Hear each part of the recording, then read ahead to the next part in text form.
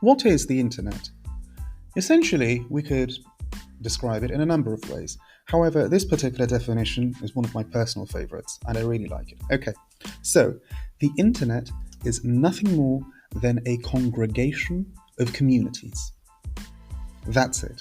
The internet, let me say it again, is nothing more than a congregation of communities. Now, what do we mean by that? Okay, so if we go back to the old example of high school, okay? So everyone with me so far. So you're in high school, and in high school, everyone's friends with everyone. Is that right? I mean, really, everyone's friends with everyone.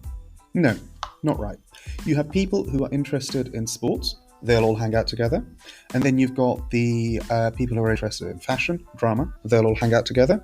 And then you'll have people who are interested in gaming and the latest PlayStation, what's it, or gadgets or gadgetry, they'll all hang out together.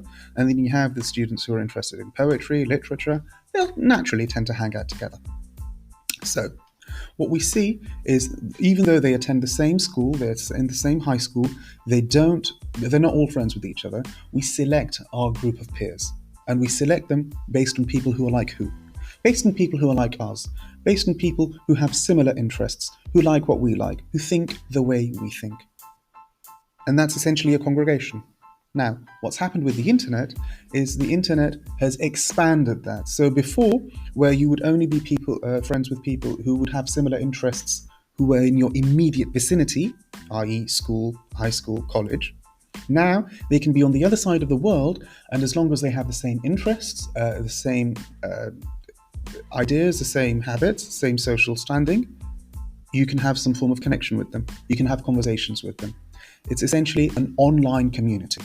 It's taking that old model, taking it out of a high school, for example, and putting it online, putting it on the internet, where you've got all these groups of people, and all these groups of people are congregating.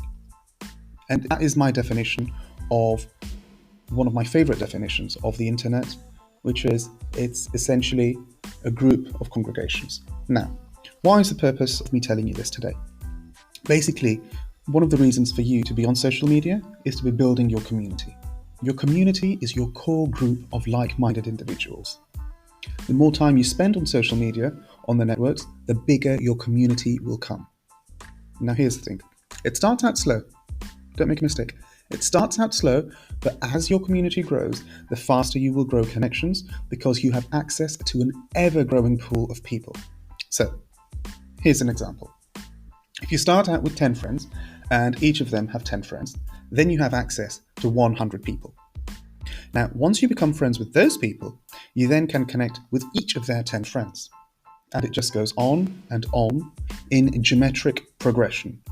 So, no, not every one of their friends will become your friends, and obviously that's normal, that happens.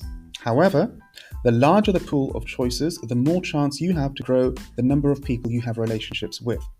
And as you grow this, what else grows? Your sphere of influence. The more people you're in touch with, the more people who know you, and the more people who know them, expands your reach. So, what is the purpose of having all this today? Well, if you have an expanded reach, and you can get out in front of loads of different people, and you can get out in front of friends of loads of different people, and you're promoting your marketing messages, and you're sending out social media posts, and you're producing content every single day, what do you think would happen? No, seriously, what do you think would happen? How long before your posts are in front of people who are friends of friends? And once that happens, and you begin to promote, and you begin to ask for the sale, what effect do you think that would have on your business? How do you think that would improve your business?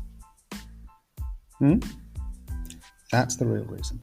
That's the real reason behind doing all of this, behind the community building, behind the content producing, behind having the conversations, behind building the relationships, so that you can increase your sphere of influence, get out in front of more people, and have a greater impact. Ultimately, that affects you, the business owner. So, tip for today, don't forget, build communities on social media.